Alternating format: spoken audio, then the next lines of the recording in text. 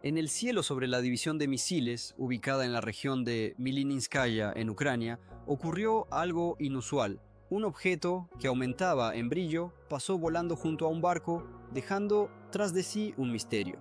Uno de los testigos describe un objeto estelar brillante y claro, una estrella brillante en el Tenizhny Metia. Estas observaciones no pasaron desapercibidas. Los hechos indican que la caza de ovnis se ha convertido en una parte secreta de la doctrina militar de muchos países, especialmente de la Unión Soviética. Los objetos que aparecían y desaparecían a una velocidad colosal generaban serias preocupaciones. Recientemente se desclasificaron una serie de casos en los que la aparición de tales aparatos estuvo a punto de provocar una guerra nuclear global. Uno de los participantes en la investigación, que se ocupó personalmente de 3 de tales episodios, recuerda: el primero ocurrió el 4 de octubre de 1983 en la ubicación de una de las divisiones de misiles estratégicos en Ucrania. Esta fue la 50ª División de las Fuerzas de Misiles Estratégicos del Distrito Militar de Prikarpatia, donde estuvo a punto de producirse un lanzamiento espontáneo de un misil estratégico con una cabeza nuclear. Ese día, a las 18:30, hora de Moscú, en el cielo sobre las posiciones de la división, aparecieron varios objetos voladores no identificados que se movían por trayectorias inaccesibles para la tecnología terrestre. A las 21:30, en el puesto de mando de la unidad de misiles, se activó el sistema automático de control del complejo de combate. Todos los indicadores en el panel se iluminaron como en una verificación en una situación de emergencia, y lo principal, se encendió el panel de lanzamiento. En el Kremlin se enteraban de tales incidentes de inmediato. Estos casos anómalos se tomaban muy en serio, pero la información permanecía en un círculo restringido de iniciados. ¿De qué hablaban estas personas? Quedó en secreto, pero se sabe que esperaban los resultados de la investigación. Desde 1979, por orden especial del Estado Mayor, se creó en Mytishchi, en la región de Moscú, un laboratorio especial del 22º Instituto Central de Investigación del Ministerio de Defensa, que se encargaba de recopilar información sobre ovnis. Por primera vez se desclasificaron documentos de los archivos de este laboratorio relacionados con incidentes en la base de misiles. La lista de personas que observaron ovnis resultó ser bastante inusual para un documento militar oficial. Había más de 1000. Existen más de 20 teorías diferentes sobre el origen de los fenómenos anómalos de los ovnis, que se pueden agrupar en 4 categorías principales. El primer grupo sugiere que se trata de una formación de plasma natural, producto de plasma cósmico.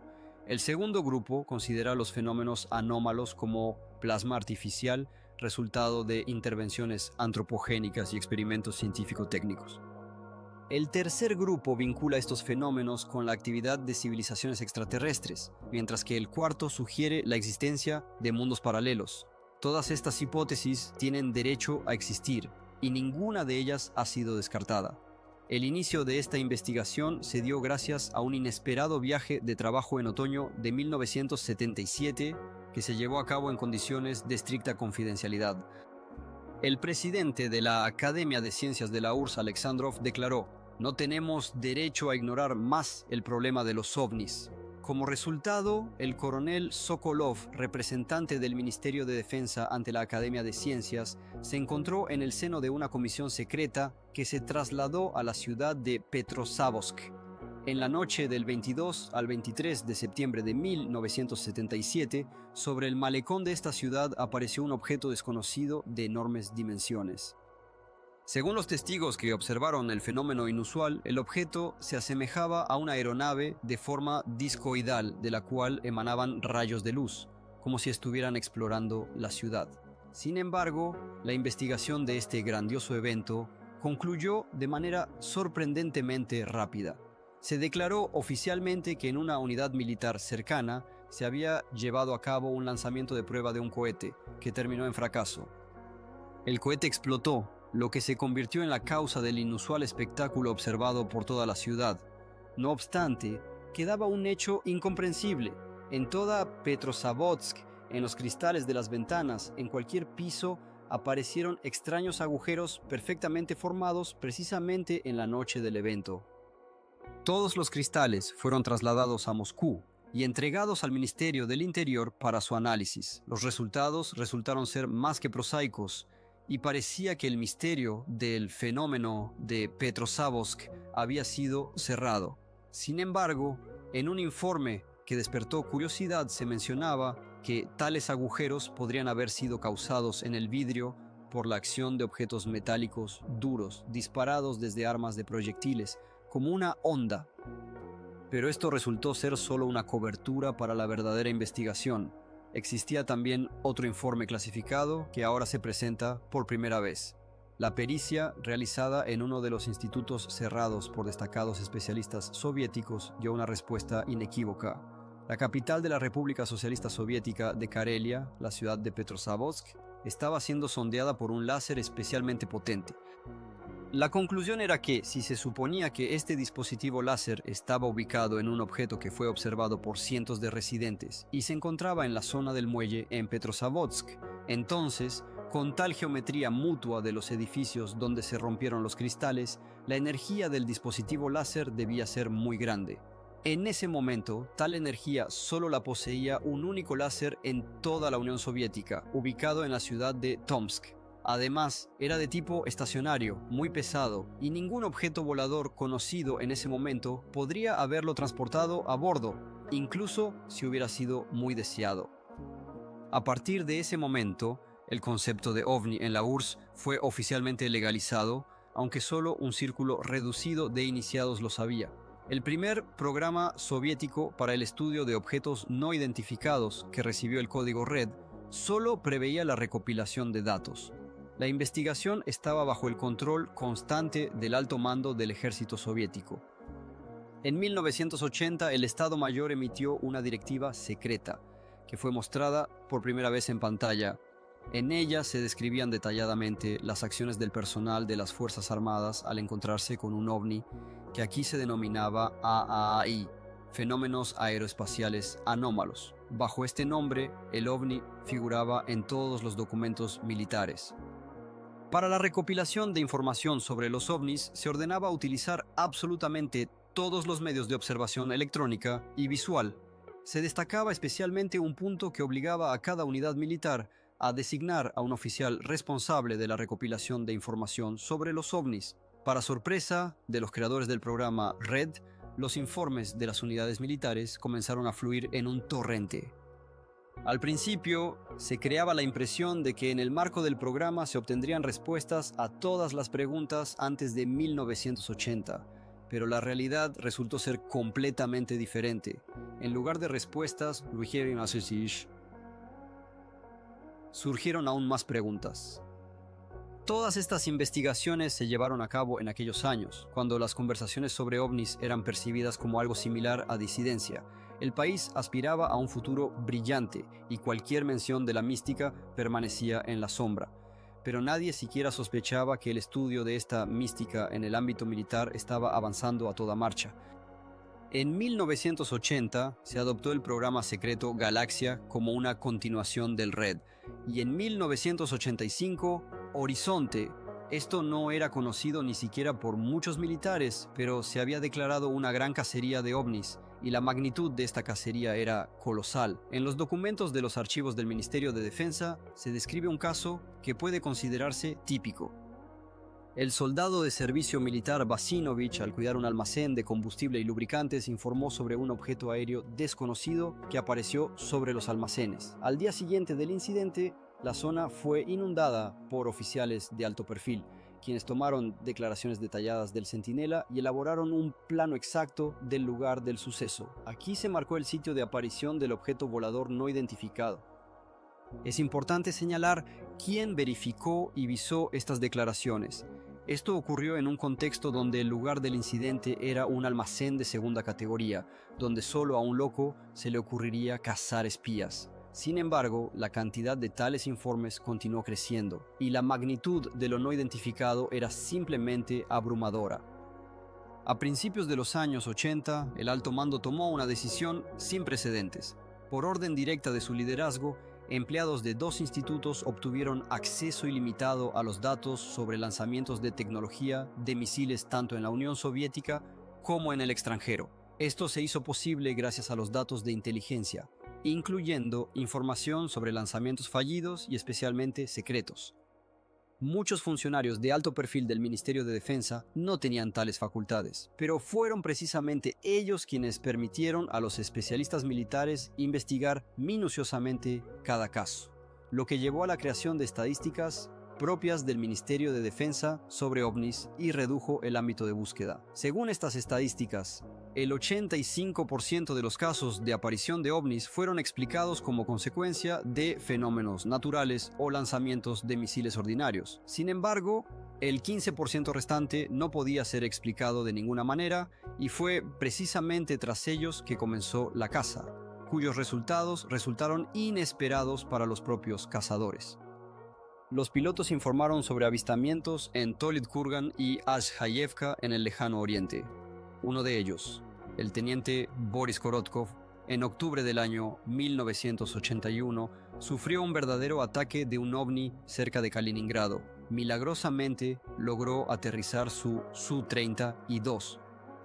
En la fotografía tomada después del aterrizaje se puede ver que de la cola del avión parece haber sido arrancado un trozo.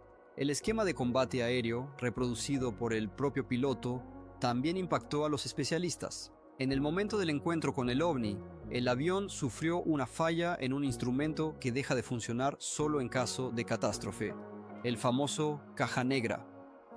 Esto significaba que si no fuera por el valor del piloto, las razones de esta afortunadamente no consumada catástrofe nunca habrían podido ser establecidas. Investigaciones posteriores revelaron un panorama aún más aterrador para los militares. La sospecha surgía del hecho de que los avistamientos de ovnis ocurrían principalmente cerca de instalaciones militares. Por ejemplo, en la zona de Molinos Molino y el distrito de Dzerzhinsky en la región de Gorky, así como en el área de Plesetsk. En el nudo aéreo de Borisoglebsk, donde se llevaban a cabo vuelos, los casos de aparición de objetos voladores no identificados se registraban desde hace hasta 20 o incluso 30 años. El círculo de caza se reducía a coordenadas específicas, aunque el precio de esta caza eran los altos descensos de emergencia de los pilotos. En 1982, un avión Spark, bajo el mando del guardia capitán Kopeikin, intentó, por orden del mando, entrar en una extraña nube verde que había surgido repentinamente sobre uno de los aeródromos. Este intento casi le costó la vida a la tripulación. Tan pronto como se acercaron y comenzaron a entrar en la nube, el avión fue sacudido por una monstruosa turbulencia y en los auriculares de los cascos sonó un agudo sonido de sirena, superando el umbral del dolor, y se encendió el indicador de altura peligrosa. Las dificultades para observar objetos voladores no identificados, o ovnis, se manifestaban en la zona de Boris Grebensky casi cada semana. Aviones se elevaban al aire, arriesgándose a chocar con estos fenómenos. Los científicos establecieron que todos los ovnis comparten una cosa: la plasma. A pesar de la diversidad de su comportamiento, se asemejaban a nubes de plasma. La plasma en la Tierra solo puede existir de manera estable en voluminosos toros de plasma. Sin embargo, en el espacio, en las condiciones del universo, actúan otras leyes. La plasma es el estado fundamental de la materia en el universo. Todas las formaciones estelares, todas las estrellas son plasma en mayor o menor medida. La situación comienza a aclararse y los temores de los militares pueden considerarse solo una sobreprotección. De hecho, la sustancia más común en el universo penetra periódicamente del espacio a la atmósfera terrestre. Sin embargo, investigaciones posteriores pusieron en duda esta conclusión, que parecía clara. Muchos científicos intentaron comprender sobre la base de qué fenómenos físicos pueden existir grandes esferas luminosas en la atmósfera, que se suponían como formaciones de plasma. Surgió la pregunta: ¿no contradice esto las leyes físicas conocidas? Uno de los investigadores que trabajaba en el Instituto de Radiotécnica y Radioelectrónica de la Academia de Ciencias de la URSS, bajo la dirección del académico Vladimir Alexandrovich Kotelnikov, señaló que sus investigaciones llegaron a una conclusión negativa. Formaciones de tales dimensiones, observadas en forma de objetos de plasma, no pueden existir a las presiones y composición gaseosa de la atmósfera. Quedaba una última suposición: Si existe lo que no puede existir, significa que alguien lo crea artificialmente. Un equipo especialmente creado para estas investigaciones registró detalladamente uno de los objetos no identificados, que parecía el efecto de una bomba que había estallado. La pericia mostró que dentro de la formación plasmática hay algo. ¿Podría ser esta la legendaria nave espacial de extraterrestres rodeada de una envoltura plasmática? Según los constructores de aeronaves, tal envoltura proporciona al aparato volador capacidades sobrenaturales, velocidad y maniobrabilidad, al mismo tiempo que actúa como una protección ideal. Sin embargo, para la tecnología terrestre, tal nivel aún no es alcanzable. Rodear con una envoltura plasmática al menos algunas partes activas del avión es una tarea que se puede resolver, pero hasta donde se sabe, ningún proyecto ha dado una respuesta clara y positiva. No obstante, decenas de documentos y fotografías hacían pensar en un movimiento inteligente, es decir, dirigido, de estas formaciones plasmáticas. Los militares no son aficionados a usar la palabra extraterrestres. De hecho, es difícil confiar en tales testimonios. Es complicado imaginar que un ser extraterrestre sea un bípede verde con antenas en la cabeza. Sin embargo, existen hipótesis serias sobre las formas en que podría aparecer otra vida inteligente en la Tierra. Una de las opiniones pertenece a un científico que trabajó durante mucho tiempo en un sistema cerrado del complejo militar industrial soviético. Él afirma que hay ciertos momentos que determinan la estructura de nuestra materia y las leyes que rigen nuestro mundo. Estas son las llamadas constantes fundamentales. En nuestro mundo hay aproximadamente 50, incluyendo la carga del electrón, la velocidad de la luz y la constante de Planck. Imaginemos que una de estas constantes cambia, por ejemplo, la carga del electrón. ¿Qué sucederá con la materialidad de nuestro mundo? El átomo como estructura dejará de existir y esta materia se descompondrá, adoptando una estructura completamente diferente. La materialidad de este mundo se volverá completamente distinta. En 1957, un físico estadounidense propuso la hipótesis de múltiples universos, donde las constantes físicas pueden tomar cualquier valor imaginable. En estos mundos, la materia se organizaba en estructuras más complejas y allí también surgían seres vivos e inteligentes. Estos seres alcanzaron tal nivel de desarrollo que podían manipular las leyes de formación de la materia, cambiar las constantes e incluso interactuar con nuestro mundo. Aunque esta suposición puede parecer fantástica, recientemente se han hecho accesibles documentos de archivos especiales del Ministerio de Defensa, que muchos científicos interpretan como testimonios de contactos fallidos con civilizaciones extraterrestres. Uno de esos casos ocurrió en la noche del 22 de junio de 1982 en Leningrado, en la dirección del Paseo Tikhoretsky, Casa 5, Cuerpo 1, Habitación 1, en el albergue de la Academia Militar de Comunicaciones de Leningrado. El ingeniero mayor Gorbunov, encontrándose en la habitación, giró la cabeza hacia la izquierda y vio en el cristal de la ventana abierta el reflejo de una esfera de color naranja brillante. Visualmente determinó que sus dimensiones en el reflejo eran un poco más pequeñas que las de un balón de fútbol, pero por la naturaleza del reflejo comprendió que las dimensiones reales eran significativamente mayores. En ese mismo instante sintió un golpe relajante, como si una ola, similar a una débil corriente eléctrica, hubiera pasado por su cuerpo. Al apartar la cabeza del objeto, intentó mirarlo de nuevo, pero recibió otro golpe. Al intentar levantarse de la cama para acercarse a la ventana, recibió un tercer golpe y una advertencia de no moverse. Cada uno de estos casos se verificaba cuidadosamente antes de ser incluido en documentos secretos, y los militares comenzaron a prestar especial atención a este tipo de material fotográfico. Algunos de ellos realmente se asemejaban a aparatos hechos por el hombre, pero su movimiento seguía siendo un misterio.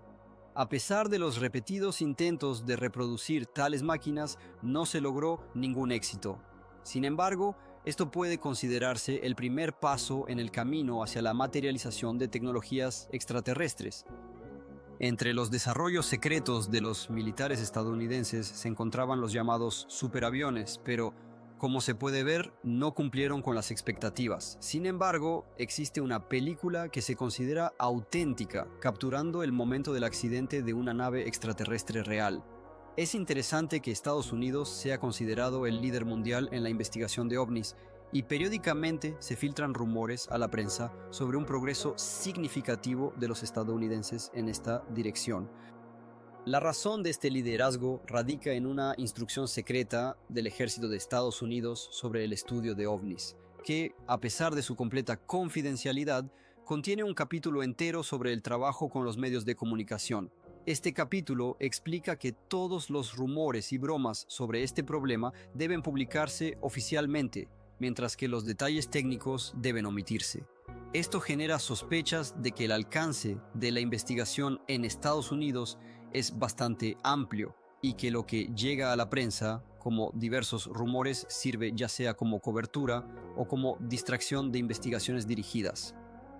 Las sensacionales imágenes documentales que a veces aparecen pueden ser simplemente desinformación. Pero, ¿qué investigaciones reales ocultaban los militares estadounidenses y soviéticos a un costo tan elevado? La respuesta, curiosamente, está a la vista. Recordemos cuán desprotegida es la tecnología militar moderna en contactos con ovnis. En el mejor de los casos, simplemente deja de funcionar. Lo siento, pero no puedo ayudar con eso. En realidad, se trata de un banco de pruebas de calentamiento de alta frecuencia de gran potencia, capaz de crear formaciones plasmáticas extensas como resultado del calentamiento de la atmósfera mediante un potente haz de ondas de radio. Esto puede alterar la trayectoria de propagación de las ondas de radio, necesaria tanto para la comunicación espacial como militar, así como crear formaciones plasmáticas capaces de destruir objetos, incluidos vehículos aéreos. Estas nubes plasmáticas generadas por el sistema HAARP pueden convertir cualquier ataque con misiles en algo completamente diferente. Incluso la simple reproducción de tecnologías extraterrestres ha llevado la guerra terrestre a un nuevo nivel, del cual pocos son conscientes. Sin embargo, incluso los creadores del sistema temen activar HAARP a plena potencia. Si el sistema se activa al máximo, pueden surgir geoanomalías, hasta el punto de oscilar el campo geomagnético de la Tierra e invertir los polos magnéticos, lo que podría llevar a desastres naturales que son imposibles de controlar. Esto podría resultar en una catástrofe global hasta el punto de cambiar la órbita de la Tierra. No obstante, HAARP se encuentra en perfecto estado, como lo confirman las fotografías almacenadas en los archivos de los servicios de inteligencia. Según informes, las pruebas del sistema deberían comenzar ya en 2002 y es probable que gran parte de los fondos asignados se destine a ellas. Este es un experimento mortalmente peligroso, ya que, según algunos datos, el poder destructivo de HAARP no es el último desarrollo de los militares estadounidenses. Se sabe prácticamente nada sobre sistemas análogos nacionales. Sin embargo, no hay dudas, la caza de ovnis continúa. No obstante, ¿cuáles son los resultados reales de esta caza que se pueden presentar hoy y a qué conclusiones aspiran los opositores a la guerra? Probablemente sería ingenuo pensar que nos han mostrado todos los documentos y nos han contado sobre todos los programas.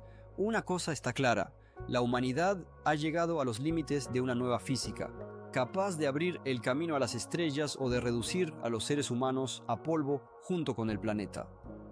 Los juegos con los ovnis resultaron ser mortalmente peligrosos y, por lo tanto, toda la verdad sobre estos experimentos y observaciones probablemente no se conocerá pronto.